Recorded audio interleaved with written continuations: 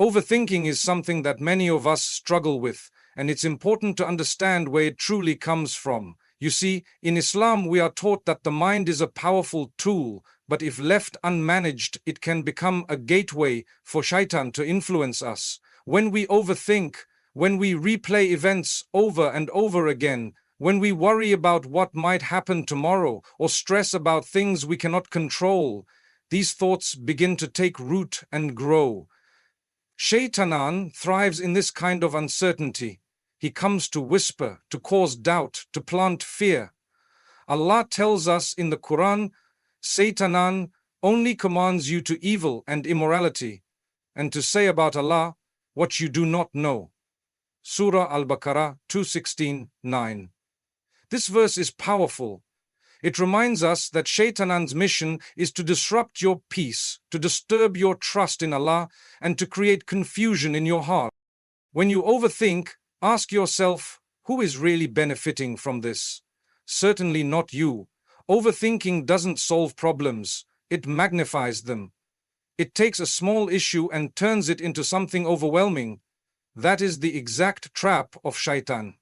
He makes the issue appear larger than it is, so that you begin to feel hopeless, helpless, and far from the mercy of Allah. And when that happens, you begin to spiral. This is just alarming because of the pain, anguish, and terror of Raja Dan Lo Ye Balaht. You start imagining the worst possible outcomes. You even start imagining the worst possible outcomes. You even start questioning your own worth, your own decisions. And sometimes, may Allah protect us, even your own faith. This is not how a believer is meant to live. Islam gives us peace, not panic. It gives us clarity, not confusion. Look at the way our beloved Prophet Muhammad dealt with hardship. He never sat in despair, repeating, "What if?" or "Why me?" He trusted Allah completely. He took action where he could, and where he couldn't, he left the matter to Allah. Shaitan, however, loves the what-ifs. He wants you to live in anxiety about things that have not happened yet and may never happen at all. And the more you overthink, the more distant you feel from your Lord. You may even start neglecting your prayers, your Quran, your dua, because your mind is too clouded with worry. That is precisely what Shaitan wants, to disconnect you from Allah. But Allah, in His infinite mercy, constantly calls us back. He says in the Quran, "And if an evil suggestion comes to you from Satan, then seek refuge in Allah. Indeed, He is hearing and knowing." Surah Al-Araf 7:20. This is the solution. When you find yourself stuck in thoughts that are unproductive, fearful, or repetitive, turn to Allah. Say, "A'udhu billahi minash shaitani rajim." Seek protection from the one who is trying to disturb your peace. Now, does this mean we shouldn't think at all? Of course not. Islam encourages reflection, planning, and wisdom. But there's a clear difference between healthy thinking and obsessive thinking. One is a means of growth, the other is a form of emotional and spiritual harm. The moment you find yourself going beyond reflection and entering the territory of overthinking, stop, pause, make wudu, pray 2 rakas, and talk to Allah. Pour your heart out to Him. Tell Him what's worrying you. Ask Him to ease your mind and guide your heart. You must also remind yourself that your life is in Allah's hands. You are not in control of everything, and that's okay. That's not a weakness. That's part of your servitude to Allah. Let go of the illusion that you must know how everything will turn out. Let go of the burden that you must always make the perfect choice or predict the future. That burden is not yours to carry. Allah is Al-Alim, the all-knowing. He sees the things you cannot see. He knows the wisdom behind every delay, every change, every unanswered dua. And sometimes, what feels like a disaster is actually a divine detour leading you to something better. But if your mind is constantly clouded with overthinking, you won't be able to see the beauty in Allah's plan. So, my brothers and sisters, next time your mind begins to race, when you feel overwhelmed by thoughts and what-ifs, stop and remind yourself, this is not from Allah. This is a test, and I choose to respond with trust, not with fear. I choose tawakkul over anxiety. I choose to remember Allah instead of drowning in doubt. Trust Allah and watch what happens next. You will be amazed at how peace enters your heart when you hand over your worries to the one who never sleeps, never forgets, and never fails. Trusting Allah, known as tawakkul, is not simply sitting back and doing nothing. It is not saying, I'll leave it to Allah, while making no effort to help yourself. Rather, true tawakkul in Islam is a balanced approach. It means you do everything within your power to work hard, make the right choices, plan wisely, and then you leave the outcome to Allah with complete contentment in your heart, whether it goes your way or not. This concept was taught to us beautifully by the Prophet Muhammad.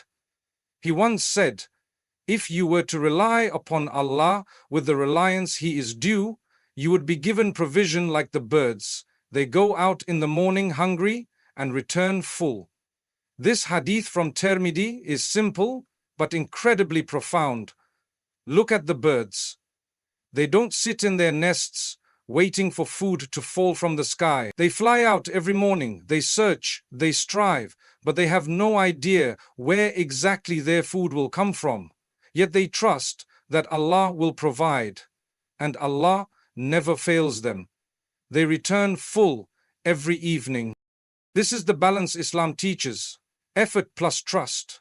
We plan, we take action, and we trust that what Allah chooses for us is better than what we would have chosen for ourselves. But unfortunately, many of us confuse tawakkul with passiveness. We either overdo it with stress and control every detail, or we do nothing and just hope for the best. Islam teaches neither. Islam teaches us to tie the camel, then trust in Allah. That's exactly what the Prophet said to a man who left his camel without tying it and said, I have put my trust in Allah. The Prophet replied, tie your camel and then put your trust in Allah. This shows us that tawakkul doesn't cancel effort, it completes it. When you've done everything within your ability, when you've studied, applied, worked, prayed, and planned, you've fulfilled your duty. At that point, worrying about the result is no longer your job. That's when tawakkul should step in. You see, when we lack tawakkul, we start to obsess. We overthink. We try to control every detail. We become frustrated when things don't go our way, and we fall into despair when our efforts don't bring immediate results. But when you truly trust Allah, you don't measure your success by outcomes. You measure it by effort and sincerity. You trust that if something didn't work out, it's because Allah has a better plan for you. You trust that even the delay is a part of His wisdom. You begin to live with peace, not pressure. Allah is Al-Wakil, the disposer of affairs. This name alone should calm your heart. It means you can assign your burdens to Him. You can delegate your concerns to Him. He knows the end from the beginning, and He has promised that whoever relies on Him, He will be enough for them. Allah says in the Quran, and whoever puts their trust in Allah, then He is sufficient for him. Surah At-Talaq 65:3. What more assurance could we ask for? Allah is telling you directly that He is enough. You don't need to carry everything on your own shoulders. But tawakkul is a decision. It is something you must choose. It doesn't just happen on its own. You must actively remind yourself, I have done my part. Now I leave the outcome to Allah. And when you do this with sincerity, your heart will begin to settle. You'll no longer be attached to results, but to the wisdom of the one who controls those results. Even in the life of the Prophet, tawakkul was central. Think about the hijrah, the migration from Makkah to Medina. The Prophet planned in detail. He chose the right companion, Abu Bakr, arranged for a guide, chose an unconventional route, and hid in the cave of Tawakkul to avoid detection. This was strategy, preparation, and effort. But even then, when the enemies of Quraysh reached the mouth of the cave, and Abu Bakr began to fear for their lives, the Prophet turned to him and said, Do not be afraid. Indeed, Allah is with us. Surah At-Tawbah 9:40. This is tawakkul. doing everything you can, and then having full conviction that Allah is with you. That kind of mindset frees you from fear. It lifts the burden of outcomes from your chest and places it in the hands of the one who never makes mistakes. You begin to understand that Allah doesn't waste your efforts. Even if you don't see the results now, they are stored with Him. So remember, Tawakkul is not weakness, it is strength. It is the highest form of confidence, not in yourself, but in your Creator. You walk forward without knowing what the future holds, but with full trust in the one who holds the future. That's when you truly begin to live with peace, even in uncertainty. That's when your heart starts to feel light. That's when you begin to witness what Allah can do, when you let go and trust Him fully. One of the most beautiful and powerful beliefs in Islam is the understanding that our qadr, our divine destiny, is already written. Everything that happens in your life, every success, every failure, every joy and every hardship, has already been decreed by Allah long before you were even created. This belief is not meant to scare us or make us passive. Rather, it's meant to bring a deep sense of peace, contentment, and trust in the one who knows what we do not. The Prophet Muhammad told us that Allah wrote the destiny of all creation 50,000 years before the creation of the heavens and the earth. This is found in a hadith in Sahih Muslim. Reflect on that for a moment. Before you ever existed, before your parents or grandparents walked the earth, before the mountains, rivers, and oceans were formed, your story was already written by the one who knows all things. Allah, in His perfect knowledge, knew every moment of your life. He knew what you would go through, the decisions you would make, the challenges you would face, and how you would respond to each one. So when we begin to overthink, when we become paralyzed with fear about the future, we must remind ourselves that we are not in control of everything. We were never meant to be. Yes, we are responsible for our choices and our efforts, but the results and outcomes are not in our hands. They are with Allah. And since He is Al-Alim, the all-knowing, and Al-Hakim, the most wise, we can trust that whatever He has written for us is not random, and it is not without purpose. Often, we overthink because we feel that we must control every detail. We worry about what might happen if things don't go the way we expect. We replay past mistakes and try to change the outcome in our minds. But what we forget is that the outcome was never in our hands to begin with. Yes, you might have made a mistake, but even that was part of the journey that Allah had written for you. Perhaps through that mistake, you learned something invaluable. Perhaps through that delay, Allah protected you from a greater harm. Perhaps through that disappointment, He redirected you to something far better. Understanding qadr doesn't mean we stop striving. Islam does not encourage fatalism. We are commanded to take action, to plan, to make dua, and to work hard. But once all of that is done, we submit to the will of Allah. That submission brings peace. You begin to realize that you do not need to carry the burden of trying to control every outcome. You can make peace with what was and stop torturing yourself with what could have been. Allah says in the Quran, "No disaster strikes except by permission of Allah, and whoever believes in Allah, He will guide his heart, and Allah is knowing of all things." Surah At-Tahabun 64:11. This verse is so comforting. It teaches us that when a difficulty strikes and you respond with faith, Allah Himself will guide your heart. That means He will settle your heart, give you clarity, and allow you to move forward with strength. The companions of the Prophet believed in Khidr so deeply that they faced the most difficult trials with amazing resilience. They knew that what had missed them was never meant to reach them, and what had reached them was never going to miss them. This mindset gave them courage. They did not waste time drowning in regrets or overthinking the past. Instead, they focused on the present, trusting that whatever came their way was part of Allah's perfect plan.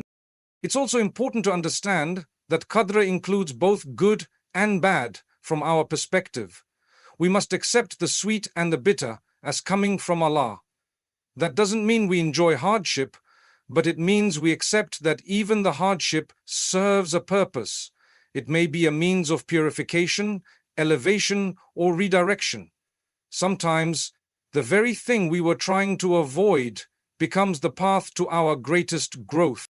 So when you feel overwhelmed by life's uncertainties, when your mind won't stop racing with all the what ifs, remember this: your life is already written by the one who loves you more than anyone else ever could. He does not make mistakes, he is not careless. He knows what your heart needs even when you don't. And no matter how things unfold, nothing escapes his knowledge, his wisdom, or his mercy. Instead of exhausting yourself with endless overthinking, embrace the calm that comes with trusting in Qada. Say, "This was always meant to be," and then move forward with strength. Because the believer doesn't dwell in the past or fear the future. The believer understands that every moment is part of a story written by the most merciful, and in that story, nothing is wasted and everything has a purpose. The human heart is constantly in search of peace. In today's world, we are surrounded by distractions, stress, and a never-ending stream of information. It is easy to feel anxious, unsettled, and lost. People turn to many things for comfort: entertainment, conversations, scrolling endlessly on social media, or even unhealthy habits. But the real peace, the deep and lasting tranquility that fills the heart with light and certainty, can only come from one source: the remembrance of Allah. Allah Himself tells us in the Quran, "Verily, in the remembrance of Allah do hearts find rest." Surah Ar-Ard 13:28. This verse is not just a beautiful phrase, it is a divine prescription for healing the human soul. The more we distance ourselves from Allah, the more our hearts begin to feel empty. When we forget to remember Allah, we open the door for all kinds of negative feelings: worry, sadness, confusion, and overthinking. But when we engage in dhikr, when we remember Him with our hearts and our tongues, a calmness descends that cannot be explained in words. It is something you feel deeply within. A type of peace that money cannot buy, that achievements cannot produce, and that no human being can give you. What exactly is dhikr? It is not just repeating phrases with our lips. True dhikr involves the heart. It means being conscious of Allah, remembering His greatness, His mercy, His knowledge, and His power over every situation. When you say Subhanallah, you are declaring that Allah is free from all imperfections. When you say Alhamdulillah, you are expressing gratitude for all the blessings you have, big or small. When you say Allahu Akbar, you are reminding yourself that no matter how big your problem is, Allah is greater. When you say La ilaha illa Allah, you are reaffirming your purpose and realigning your heart with the one who created it. The Prophet Muhammad used to engage in dhikr constantly. His tongue was always moist with the remembrance of Allah in every situation: before sleeping, upon waking, before eating, after eating, when entering the home, when leaving, even during moments of fear or grief. There was a remembrance that connected him to Allah. He taught his companions to do the same, and this habit strengthened their hearts to face the most difficult tests with calmness and certainty. When a person gets stuck in overthinking, it is often because their mind is disconnected from their heart. They begin to drown in endless thoughts, most of which are outside their control. Shaitan takes advantage of this, whispering negative ideas, exaggerating worries, and pushing the person deeper into anxiety. But dhikr acts like a shield. It blocks these whispers and replaces them with clarity. When you say Hasbun Allahu wa ni'mal wakil, Allah is sufficient for us and He is the best disposer of affairs, you are not just reciting a phrase, you are shifting your trust from your limited self to the unlimited power of Allah. There is a reason why Allah told Prophet Moses, to remember Him constantly when facing Pharaoh. Allah said, "Go you and your brother with my signs and do not slacken in my remembrance." Surah Taha 20:42. Why? Because remembrance strengthens the soul. It is a spiritual armor. The more you remember Allah, the less space there is for doubt and worry to live in your heart. Even in times of great fear or uncertainty, Dhikr can transform the experience. The Prophet taught us that the remembrance of Allah is like a fortress. In one hadith, he said, "The example of the one who remembers his Lord and the one who does not is like the living and the dead." Bukhari. This is a powerful image. When you stop remembering Allah, your heart begins to die. But with dhikr, you feel spiritually alive, energized and centered. One of the most beautiful things about dhikr is that it can be done anywhere, anytime. You don't need a special setting. You could be walking, cooking, driving, or lying in bed and still be remembering Allah. And the impact it has on your mental and emotional well-being is extraordinary. You begin to see your problems differently.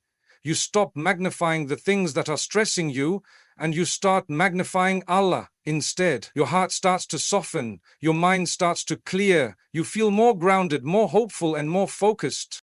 So whenever you find yourself overthinking, caught up in endless thoughts, and struggling to find peace, pause. Don't try to fight your thoughts with more thoughts. Instead, bring your heart into the moment. Say, Astaghfirullah. Say, Ya Allah, help me. La Allah. Say, La Allah, La Allah billah. The power of these simple phrases is immense. They pull you out of your head and into the presence of the one who controls all things. And once you truly begin to live with that awareness, you will experience the kind of peace that nothing else in this world can offer. When you begin to place your trust in Allah sincerely, when you stop overthinking and hand your affairs over to Him, amazing things start to happen in your life. It's not just about finding peace in your heart, though that in itself is a great gift, but it's also about seeing real, tangible changes in your life. Allah opens doors you never imagined. He places barakah in your time, your health, your relationships, your efforts. You begin to notice that things just start falling into place, not because you figured everything out, but because you stopped trying to control everything and instead relied on the one who already has everything under control. Many times, we are our own barrier to progress. We hold ourselves back with doubt, fear, and anxiety. We overthink every decision, every move, every step. We imagine failure before we even begin. But when we learn to take a step back, breathe, and trust Allah, He guides us in ways that are subtle yet profound. Allah says in the Quran, "And whoever fears Allah, He will make a way out for him and provide for him from where he does not expect." Surah At-Talaq 65:2-3. This is not a metaphor, it's a promise. When you put your trust in Him, when you do your part and then rely on Him, He intervenes in ways that are beyond your understanding. Think of how many times you thought something wouldn't work out, but it did. How many times were you stressed about something only to realize later that it turned out better than you expected? How many times were you denied something you desperately wanted only to be given something better in return? These are signs of Allah's mercy and His perfect plan for you. When you learn to stop overthinking and simply say, "Ya Allah, I trust you," you begin to live in a different way. You stop fighting life and start flowing with the qadr of Allah. One of the signs that you truly trust Allah is that you begin to accept outcomes with grace. You no longer react with frustration or bitterness when things don't go your way. Instead, you say, "Maybe this wasn't good for me. Maybe Allah is protecting me from something I can't see." And the more you think like this, the more peace you feel. You start recognizing that Allah's plan is always better, even when it's not easy. You stop demanding answers and start embracing faith. You stop chasing control and start resting in submission. The Prophet Muhammad said, "Amazing is the affair of the believer. Verily, all of his affairs are good. If something good happens, he is grateful, and that is good for him. If something bad happens, he is patient, and that is good for him." This hadith shows the mindset of a believer. Whether life brings ease or difficulty, the believer sees goodness in all of it because he knows that Allah is in charge, and Allah never wrongs anyone. When you start trusting Allah deeply, you also become more courageous.